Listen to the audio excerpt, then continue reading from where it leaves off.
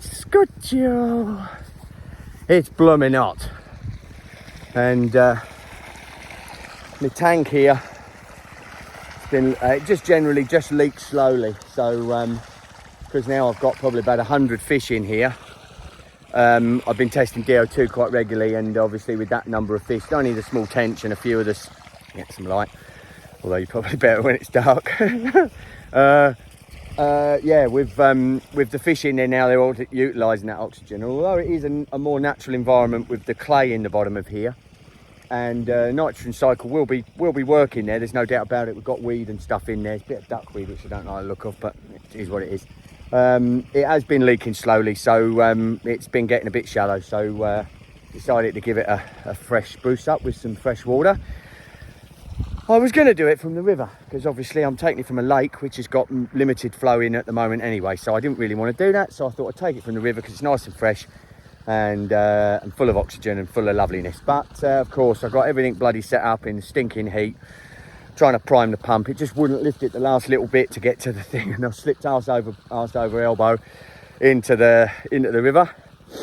And then I had to pack it all down, undo all the hoses, bring it back up here and set it back up off the main top lake.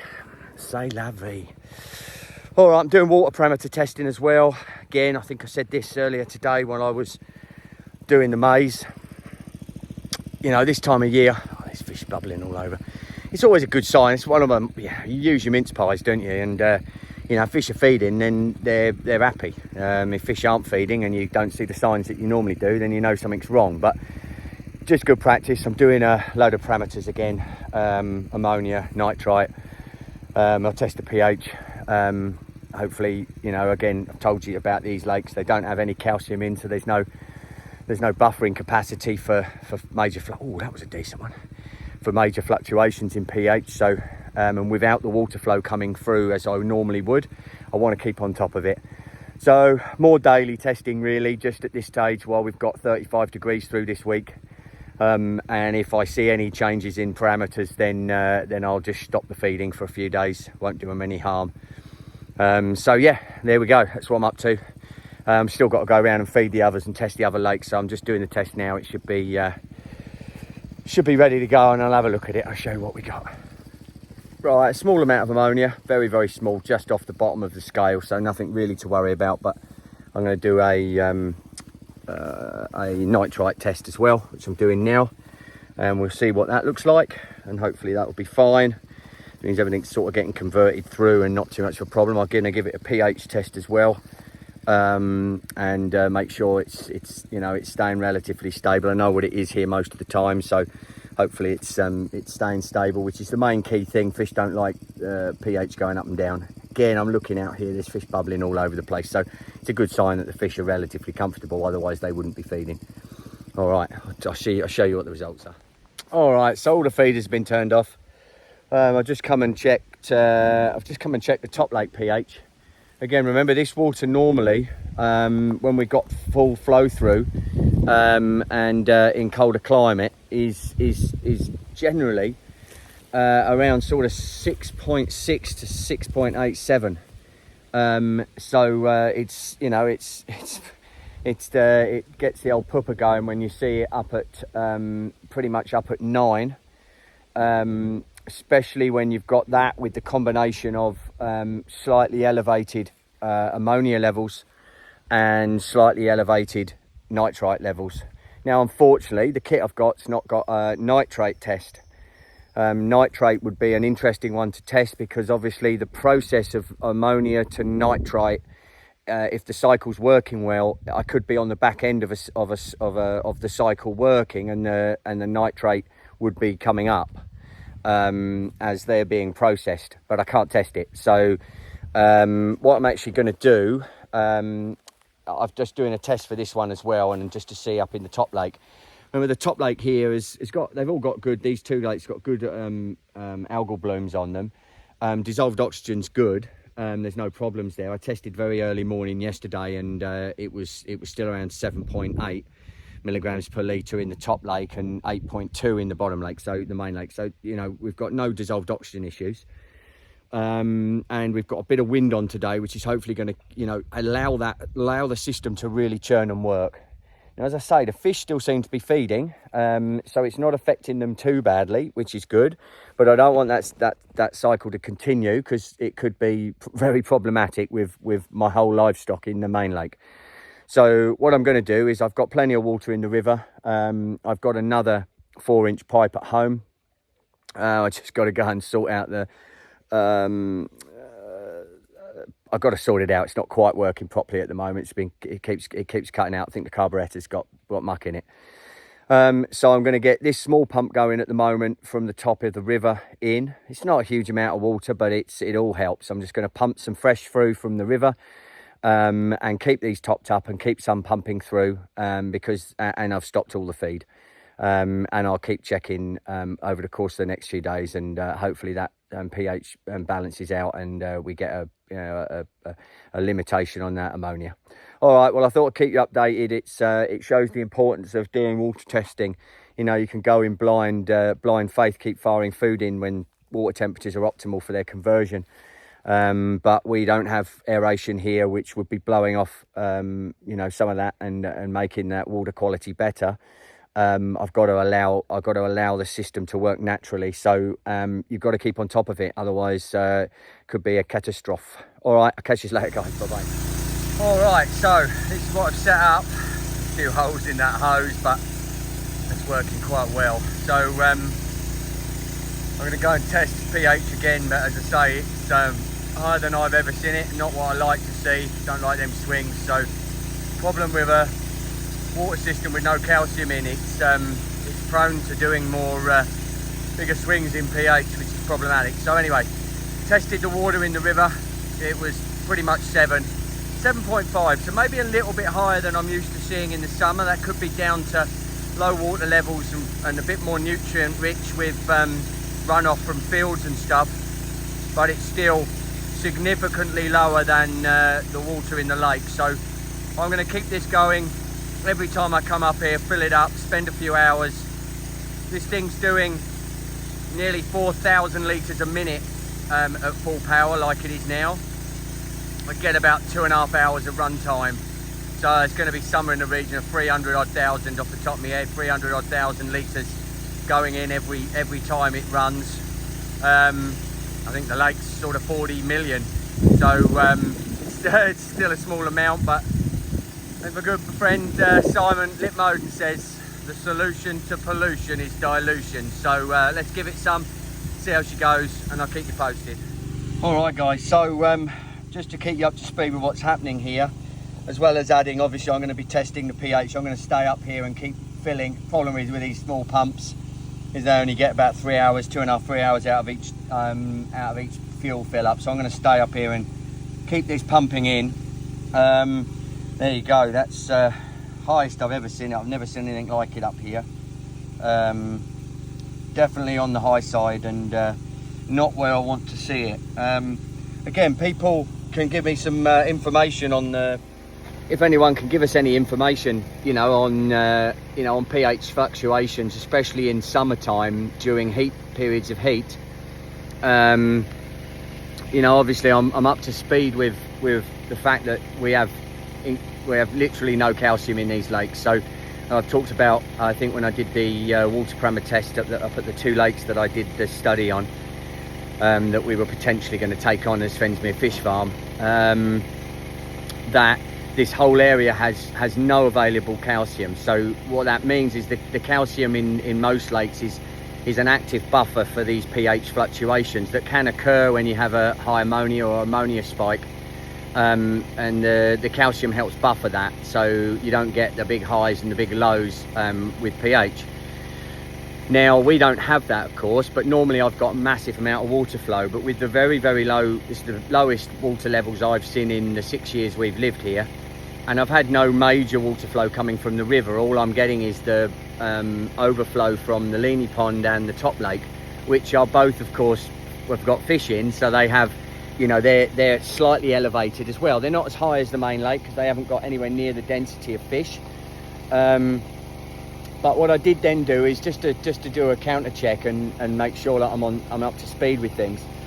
is I tested the river. Now the river is, every time I've tested the river, especially during, you know, colder conditions generally, I've seen the river normally at around sort of 6.5 to 6.7 pH, and that's about normal that I see. But at the moment it's 7.5.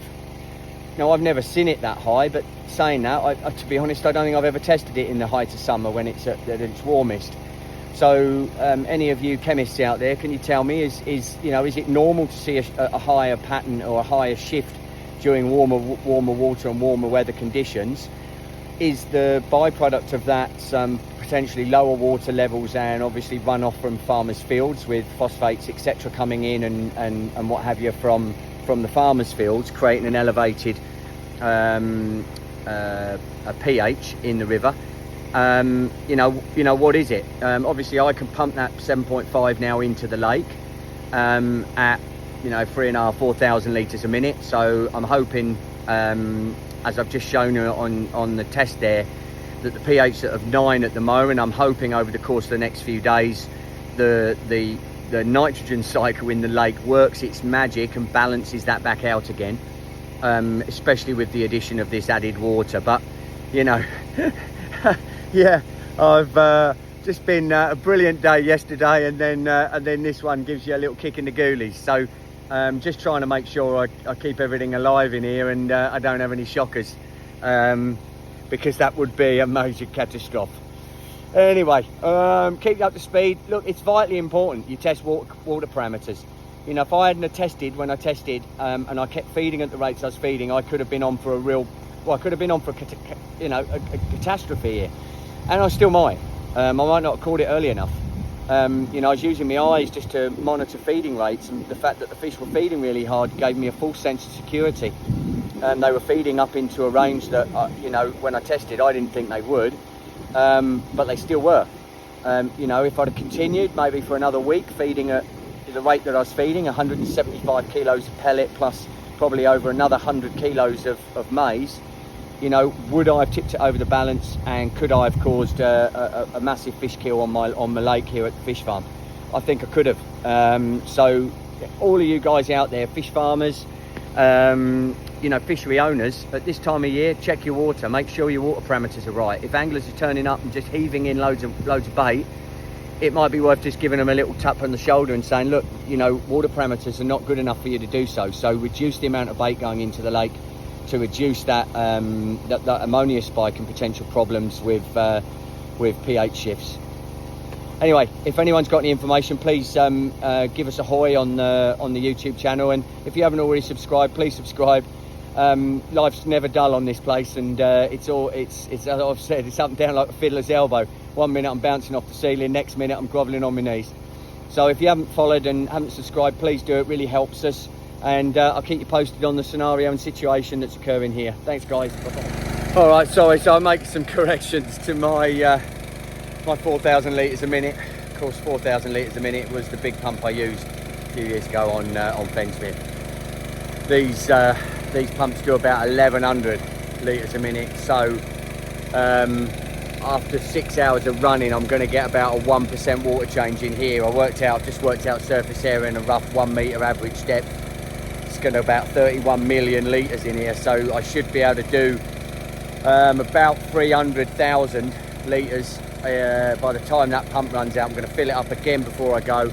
Might get 7 hours out of it in total today, so I might get 400,000 litres. So I'm going to get 1.5%, something like that, of a water change in the water on the main lake. So it's not a huge significant difference, but it should be enough to start, and then I'll come straight back in the morning and do it all over again. And hopefully over the course of the next couple of days I can get a proper water change gone in here, maybe get a 10% change, get 3 million go through it or something like that. And hopefully that'll be enough to cause and stop any of my issues here with the pH changes. All right, guys, thanks for following, and keep your fingers crossed, everything's all right. Cheers, guys. Bye bye. All right, so due diligence is key, eh? Let's get back. It's 7 o'clock in the evening on Sunday, so it's been a full day running to and from, trying to get things sorted up at the farm. As I think I just said, my calculations were a little bit skew-iffy. Does about 1100 litres a minute. The pump that I've got in there at the moment, I've got another pump which I'm going to try and sort the carburetor out now, so I can get 2 pumps going. So I should be able to have nearly 2,500 litres a minute going tomorrow. Should mean in 4 to 5 days I should be able to have like a 10% water change in that main lake. And look, I think I've caught it early, and I think it's going to be okay. But it just gives you that little bit of boo coming out. And you know, if you ain't on the ball in this game, and you just think, let's say, fair, oh, she'd be right, mate, yeah, she'd be right, it ain't gonna be. You're gonna come unstuck one day. These fish ain't gonna get through, and you're gonna lose your stock. So note to everyone that watches, all fishery owners, you know, be diligent about it. Don't say, oh no, I'll just wait another day to do that testing, or I just can't be asked this week, or I'm gonna get on the piss today and can't be asked. Get on it, especially in these conditions. They're you know, it's our livelihoods, and the stock are invaluable. That you can't put a price on. I can't put a price on the fish that are in Fensmere. You know, there's probably 5 70s in here and another 5 or 6 60s. You can't put a price on that. I could never replace it in a short period of time, even with my fish farm. So get on it, guys. Make sure everything's all right. And if you've got the ability, I just had another guy that's been watching the YouTube stuff, you know, just asking me, his DO2 in one of his lakes is really low. Look, I've asked him a few questions, and these are things that you need. He's got 2 aeration units going on that lake. It's a 3-acre lake, so 2 aeration units, maybe 1 horsepower, 1.5 horsepower, should be easily enough to sort that problem out. If it isn't, there's maybe an underlying problem. Are anglers still fishing it? Are they putting in loads of bait? Are you getting the same problem? Are you getting an ammonia spike? Are you getting a pH spike? You know, is there an algal bloom on the water, or is it gin clear? You know, that these things you need to understand and need to know, because they contribute to different readings at different times of day. So you know, if you've got algal blooms on your lake, you really need to be testing early in the morning, before they carry out their you know, their normal sort of process of respiration and start producing oxygen as they start to process the algae. As the algae starts to process food and create oxygen within the water. So you need to test first thing in the morning in lakes like that, or very weedy lakes. You need to test first thing in the morning. DO2 is liable to be at its lowest there, so test then. You know, testing in the middle of the day. I'm doing a test now because I'm back up at my lake, and I'm just going to test everything here. Fensmere, I don't think I've got a problem. I've got such a low stock in this lake. I just don't think I've got an issue or problem here, but I'm testing it because I need to know. I've got you know, I got all the feed I was going to use up at the fish farm. I'm now not going to use it. So I've got all my maize produced, ready to rock and roll. And what I've been doing on Fensmere is I have a load of 1 meal pellet. It's a 42%, it's a protein pellet. It's a small fish, you know, small carp fry developer. I've been mixing that because I'm going to use it. I need to use it. I've been mixing that with the maize. It creates an incredibly good looking bit of grub for the carp, and I've been using that. But I'm not going to put anything in if I've got anything lifted in ammonia. If pH is changing here, again, just going to stop. You know, just let the system deal with the process of the nitrogen cycle and deal with the problems in the lake, instead of adding to them by putting a load more food in. Fish might still be hungry and they might still eat, and then they're going to still poo, and they're going to still create more issues for you. So due diligence, guys, keep on top of it in this sort of warm weather, and good luck to everyone. If you've got any problems, please contact me. I'll do everything I can to help. I mean, I'm you know, some of this stuff I'm facing for the first times as well. But you know, a problem shared is a problem halved, as they say. So reach out if you need me, and I'll do all my best to help you. All right, catch you guys. Bye bye. All right, so I'm up the farm early this morning. Well, not as early as I blooming wanted. Our neighbours, Andy and Julie and the kids and Mark and Miho, that come over normally once a year through the summer, or this year they've come over a couple of times from the UK. They're going tomorrow, today actually now, and I wasn't going to see them because I spent all day up here yesterday trying to sort this pH issue out, and so they invited us over late last night. I thought, oh, I better go and see them. Oh, ended up in tears, didn't it? Because I ended up drinking far too much, and now I've got a stinking headache. Should have been up here earlier, but too many triple labays, and oh dear, and I've got a head like a bag of spanners.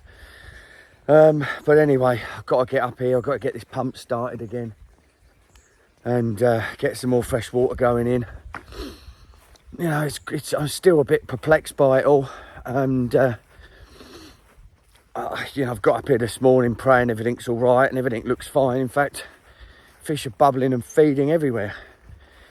You know, I was expecting with, you know, this pH being up at 9, I was expecting to see fish really not doing much, but they're feeding like buggery. So yeah, bizarre, isn't it?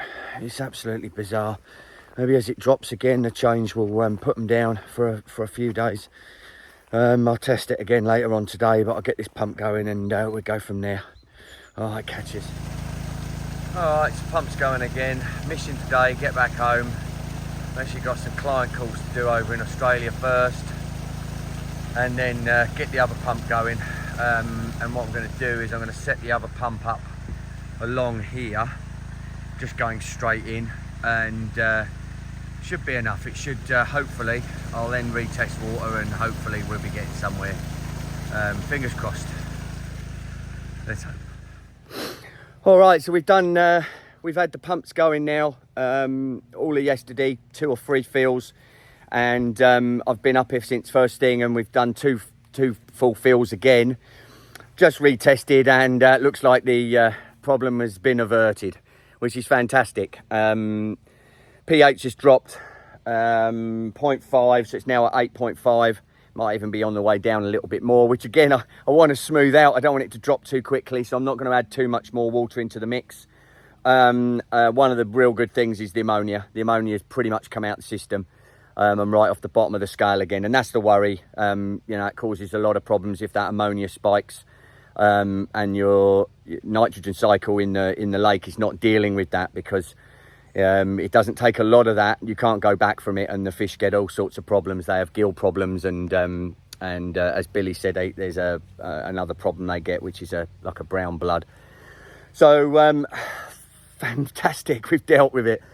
It was a bit of a worry, and what it does is, as for me as well, is that I think it really fundamentally sort of makes the testing of your lake vitally important, because again, last year and the year before, I do regular tests. If you would have seen, if you follow the channel, I'm always testing, but I'm testing generally at just a couple of major parameters normally. I normally am just testing dissolved oxygen, because obviously it's a fundamental one for them.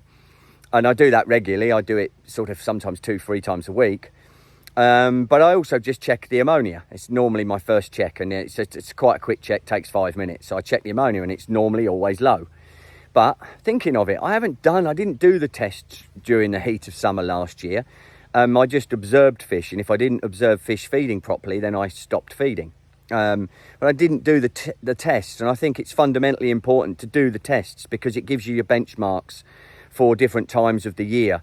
You know, because if these cycles are occurring, if you can imagine your lake environment, your lake system is fully charged at the moment. You know, the bacteria are working super hard. They're breaking down all that old leaf litter and stuff. You've got the fish are eating maximally and doing a load of poo. So you're going to get the biggest load within your water system at the height of summer. And so therefore we need to have parameter tests, which I'm going to write down and keep note of throughout each month of the year, to give us an understanding of those fluctuations and changes throughout the years and throughout the season, and also to aid not having sleepless nights. So if you're not into your testing water, I mean, it's one of them double-edged swords, isn't it? You test and you see something you don't like the look of, and then it stresses you out. But it might be something that happens quite regularly within that water column, within that system. But I think having the knowledge of it is going to always be better than sort of flying blind. I could have continued to pump loads of food in here, and I could have had a problem. So I'm going to give it another couple of days, keep checking. If everything comes back down into the normal parameters, which it pretty much is, then I shall start implementing a feed again and keep a check of it. But problem averted and lessons learned. So yeah, I'm going to go back home and jump in my lake. Catch you later. Bye bye. All right, so I just thought I'd show you. So yesterday we were up here in the ammonia levels at 0.01. It's sort of where you don't want to be getting too far up to this point. Anything over this and then you're talking catastrophe. So we're right down there now, and I'm super happy with that. I'll just show you the pH scale as well. So there's your pH scale. Remember yesterday we were up here. We were on this one. Now we're down here, maybe even here, you know, in this 8 to 8.5 range, which again means that, you know, the system is working. I'm just going to do nitrite as well, and make sure that that's all good. But otherwise, thank goodness. Catch you. Bye-bye.